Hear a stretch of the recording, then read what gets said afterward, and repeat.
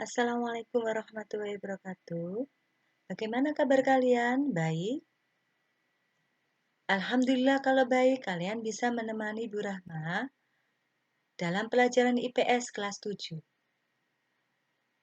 Perkenalkan, nama saya Ibu Rahma Wijayanti yang akan memberikan materi tentang kondisi alam di Indonesia. Simak baik-baik ya materinya. Keadaan alam Indonesia. Keadaan alam di Indonesia ini dapat dikelompokkan menjadi dua bagian, yaitu yang pertama, keadaan fisik wilayah, yang kedua, keadaan flora dan fauna.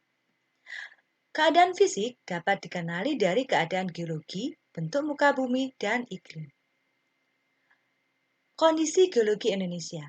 Perlu kalian ketahui, Indonesia berada pada pertemuan tiga lempeng tektonik besar, yaitu lempeng Indo-Australia, lempeng Pasifik, dan lempeng Eurasia. Lempeng Indo-Australia bertumbukan dengan lempeng Eurasia di lepas pantai Sumatera, Jawa, dan Nusa Tenggara.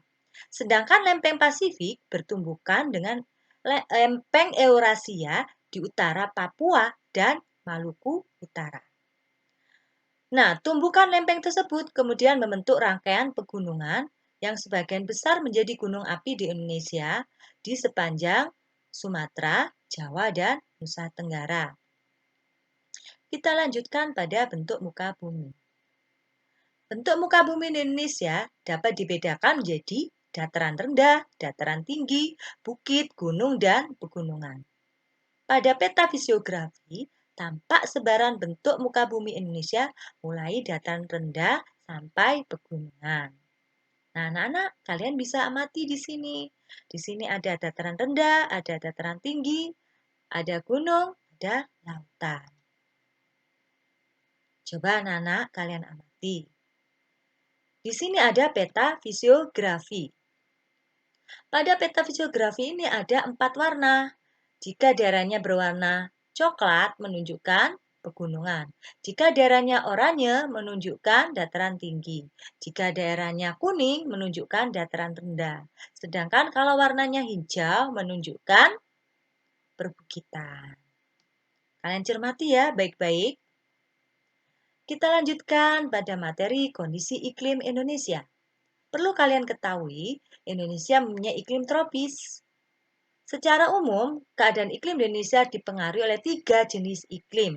Yang pertama, iklim musim. Iklim musim dipengaruhi oleh angin musim yang berubah-ubah setiap periode waktu tertentu. Pada iklim musim ini,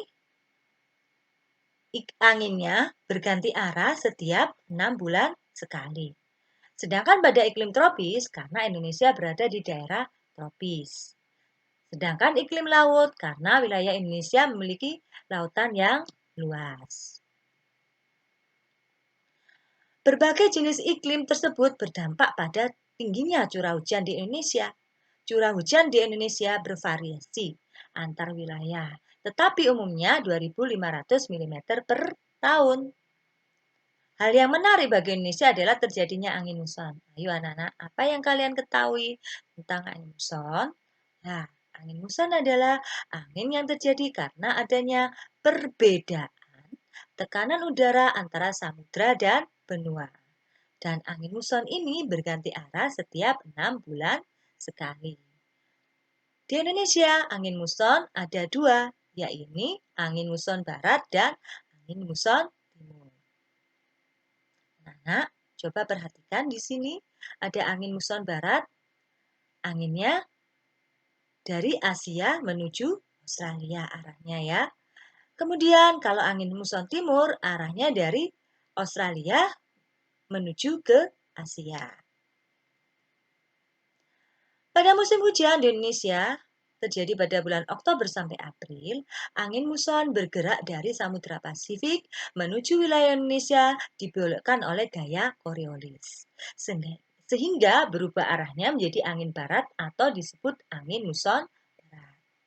Sebaliknya, pada musim kemarau bulan Mei sampai September, pada saat itu angin muson dari benua Australia atau angin timur ini bertekanan maksimum bergerak menuju benua Asia yang bertekanan minimum melalui wilayah Indonesia, sehingga menimbulkan musim kemarau. Oke, Nana, kita beralih pada materi flora dan fauna. Persebaran flora di Indonesia. Flora adalah tumbuhan ya anak-anak ya. Nah, flora di Indonesia ini dibedakan menjadi dua. Yang pertama Indo-Malayan, yang kedua Indo-Australian. Nah, kelompok Indo-Malayan ini meliputi kawasan Indonesia bagian barat. Pulau yang masuk di sini adalah Jawa, Sumatera, Bali, dan Kalimantan. Sedangkan kelompok Indo-Malayan, Indo-Australian ini meliputi tumbuhan yang ada di kawasan Indonesia bagian timur. Pulau yang termasuk dalam kawasan ini ada Nusa Tenggara, Sulawesi, dan Papua. Coba perhatikan anak-anak di sini. Beda karakteristik antara Indonesia Barat dengan Indonesia Timur. Jadi kalau fauna Indonesia Barat, di sini jenis merantainya sangat banyak. Terdapat berbagai jenis rotan, tidak terdapat hutan kayu putih. Jenis tumbuhan matoa sedikit, jenis tumbuhan sagu sedikit, terdapat berbagai jenis nangka.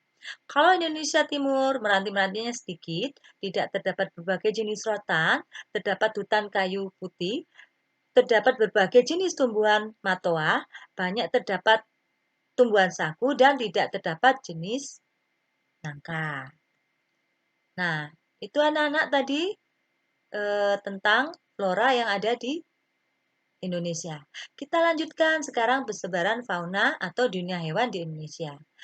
Dunia hewan di Indonesia terdiri dari 3 tipe, yaitu tipe asiatis, tipe australis, dan tipe peralihan.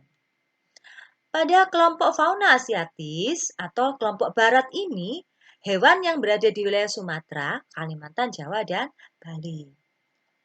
Wilayah ini dulu dikenal dengan paparan Sunda. Jenis hewannya ada harimau, gajah, badak, banteng, kera, dan sebagainya. Coba amati di situ ya, contohnya ada gajah, harimau, banteng. Nah, kelompok fauna peralihan atau kelompok tengah merupakan campuran Asia dan Australia. Meliputi jenis hewan yang berada di wilayah Sulawesi, Nusa Tenggara, dan Maluku. Dan wilayah ini dipisahkan oleh garis Weber. Contoh fauna ini ada burung maleo, anoa, babi rusa, dan komodo. Coba perhatikan anak-anak kelompok fauna peralihannya. Di sini ada anoa, ada komodo, ada babi rusa. Yang ketiga, kelompok fauna australis. Nah, kelompok fauna australis atau dinamakan kelompok timur. Nah, kelompok timur ini hewan berada di paparan Sahul, meliputi Papua dan pulau-pulau kecil lainnya. Contoh fauna ini ada kanguru, ada walabi, koala, burung cendrawasih, kakatua, kasuari, dan jenis burung berwarna lainnya. Oke, Nana, bisa kalian amati di sini kelompok fauna australis. Ada kanguru ya, ada kakatua dan cendrawasih. Coba Nana, yang telah Ibu Rahma sampaikan tadi, apa kalian sudah paham? Nah, semoga yang Ibu sampaikan bisa bermanfaat bagi kalian ya. Oke, Ibu akhiri sampai di sini. Assalamualaikum warahmatullahi wabarakatuh.